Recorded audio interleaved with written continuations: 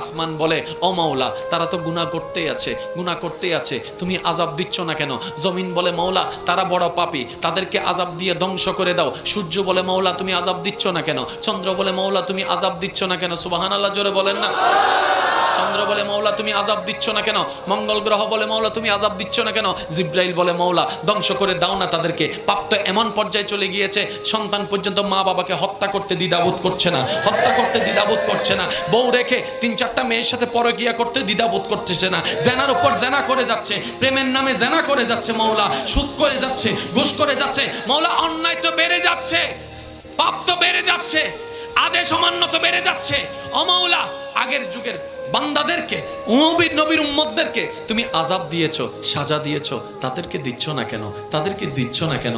আসমানের প্রশ্ন, জমিনের প্রশ্ন, সূর্যের প্রশ্ন, চন্দ্রের প্রশ্ন, জিব্রাইলের প্রশ্ন, ইসরাফিলের প্রশ্ন, মিকাইলের